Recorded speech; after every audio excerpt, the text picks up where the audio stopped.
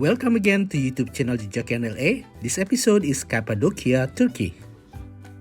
Selamat datang kembali di YouTube channel Jejak LA. Episode kali ini adalah Cappadocia di Turki. Good morning everyone. I'm now in Cappadocia, to be exact in the village of Goreme, about to take a flight on the hot air balloon. And look at that. Hundreds of hot air balloons already filled the sky that morning. See you later. Ratusan hot air balloon sudah banyak memenuhi langit pada pagi itu. Big size hot air balloon can carry 16 to 20 people in its basket. Riding on hot air balloon is relatively safe. Satu hot air balloon yang ukuran besar bisa membawa sekitar 16-20 orang. Terbang dengan hot air balloon ini cukup aman. The interesting fairy chimney formations is called the Love Valley.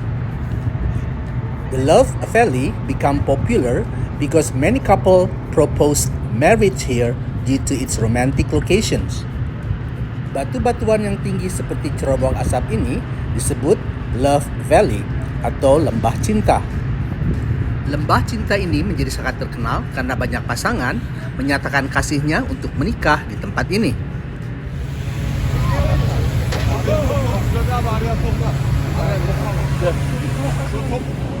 Cappadocia has an amazing and spectacular landscape that has been sculpted by erosion for over thousands of years. Cappadocia memiliki pemandangan yang luar biasa indah karena batu-batuan di sini terbentuk oleh erosi selama ribuan tahun.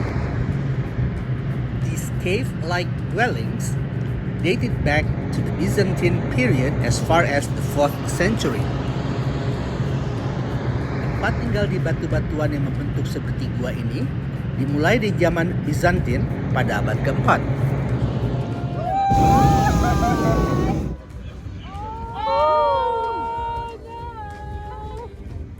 We are now flying over Love Valley. I'm not sure it's a big hole. The good thing is we were not full. Okay. Sekarang kita sedang terbang di atas lembah cinta. No.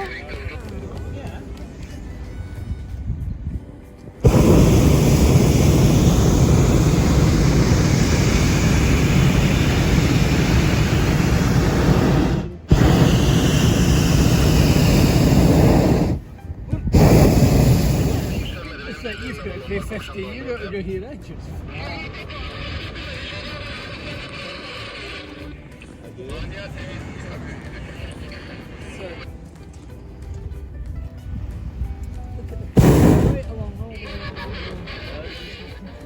We are now flying almost 2,000 feet above the ground. Sekarang kita sedang terbang kurang lebih sekitar 700 meter dari permukaan tanah.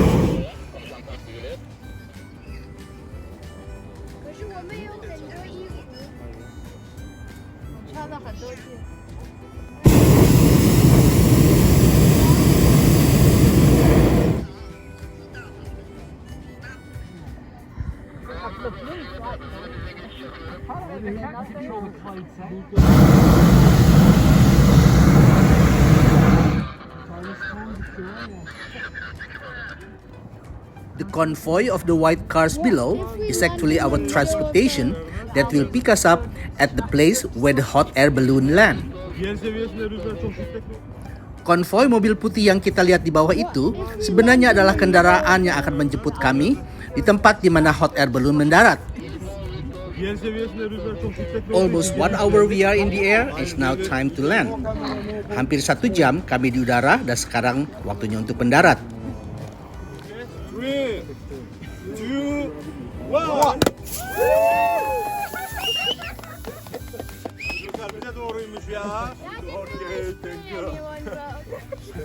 Cheers everyone.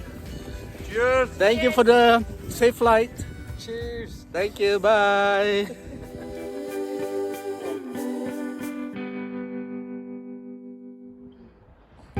Cappadocia has been a place passage of different routes of caravans and refuge for some of the Christians who look for safety away from persecutions. Cappadocia sejak zaman dahulu sudah sering digunakan jadi rute perjalanan kaum karavan dan juga bagi umat Kristen yang mengungsi melarikan diri dari penganiayaan. In Goreme Open Air Museum, we will have a close look of the cave dwelling. Di Museum Terbuka Goreme, kita akan melihat orang zaman dahulu hidup dalam gua-gua. This is Apple or El Mali Church. It has beautiful frescoes dating back to the 11th and the 12th centuries. The name was taken from the apple orchard in front of the main entrance a long time ago. Kita sedang berada di Gereja Apple atau El Mali yang memiliki lukisan dinding yang indah dari abad ke-11 dan abad ke-12. Nama apel dipakai untuk nama gereja oleh karena adanya perkebunan apel di dekat pintu masuk di zaman dahulu.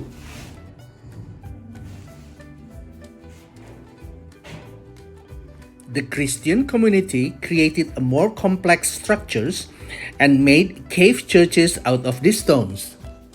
This form of architectures survived until a few decades ago. Pengungsi komunitas orang Kristen membangun gereja-gereja di dalam gua. Dan bentuk arsitek penggalian gua ini baru berakhir beberapa dekade yang lalu. We are now visiting Charikli Church, which was built in between the 12th and 13th century.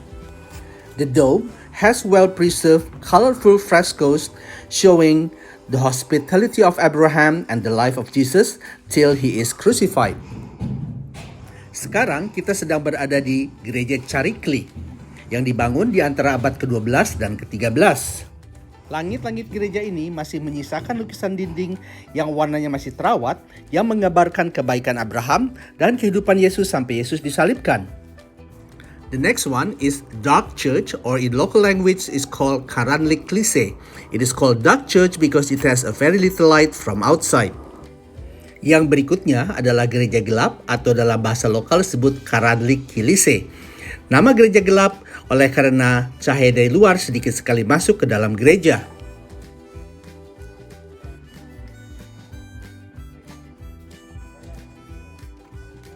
And we are now at Saint Barbara Church, which was built in the mid of 11th century. The motifs are painted in red directly onto the rock. Dan sekarang kita sedang memasuki Gereja Santa Barbara yang dibangun di pertengahan abad ke-11. Motif lukisan menggunakan warna merah yang langsung nempel di batu-batuannya. This small tunnel was designed so people will bow down to humble themselves before worshiping their God. Terowongan yang kecil dan pendek ini sengaja dibuat supaya orang-orang datang membungkuk dan merendahkan diri sebelum datang menyembah Tuhan.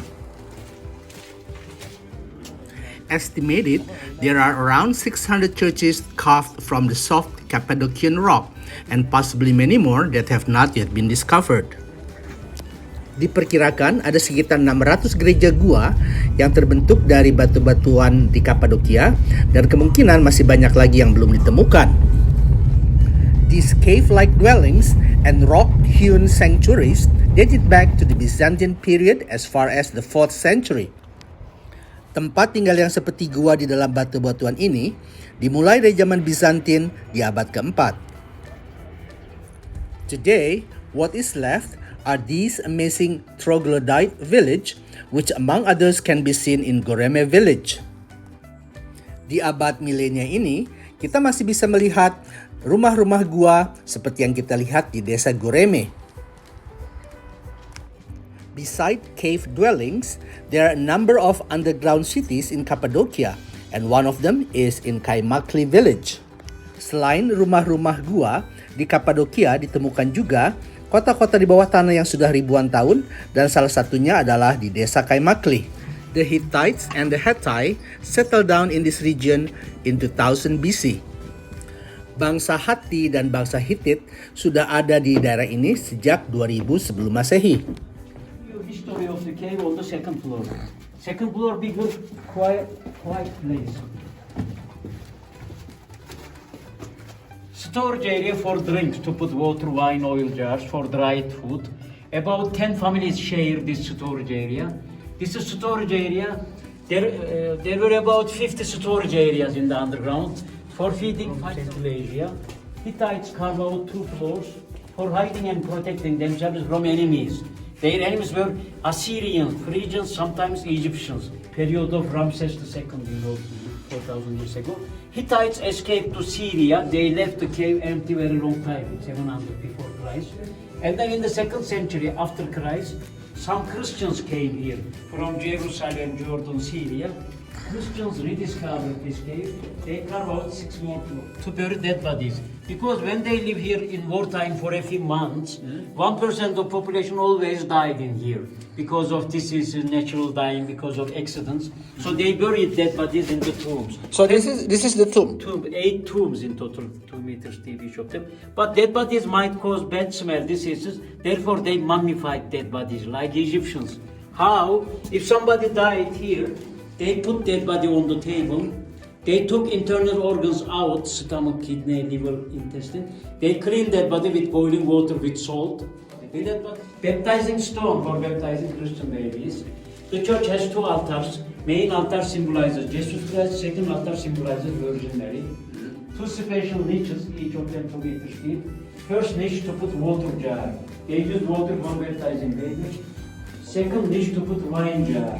During the mass ceremony, they drink holy wine. Orthodox cross, Catholic cross. Orthodox and Catholic. Where is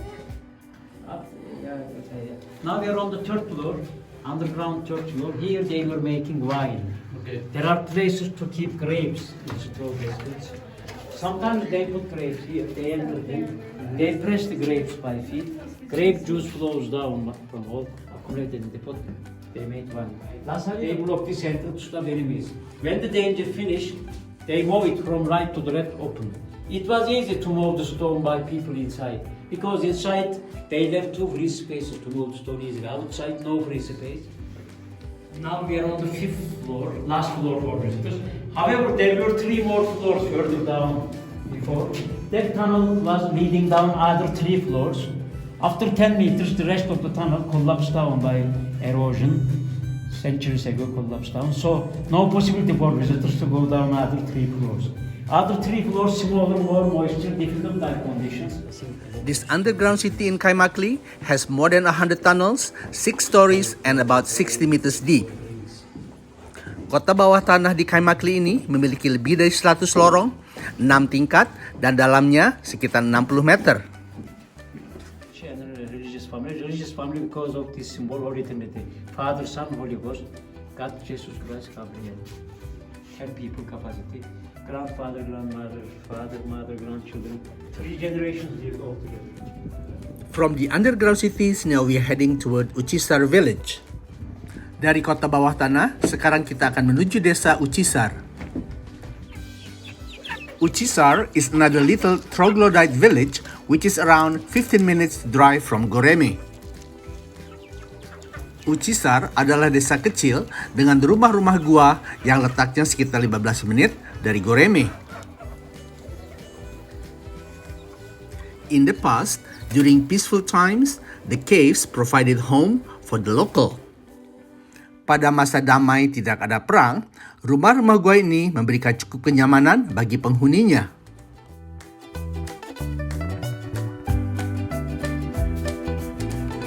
The last stop in our episode is Pasabag or Monk Valley. Tempat terakhir dalam episode ini adalah Pasabag atau lembah biarawan. Pasabag has a striking fairy chimney look like giant mushrooms. Pasabag memiliki cerobong-cerobong batu yang menakjubkan yang bentuknya seperti jamu raksasa. Thank you for watching Jejak NLA and continue to watch the next episode. Terima kasih sudah menonton YouTube channel Jejak NLA dan nantikan terus episode berikutnya. Terima kasih.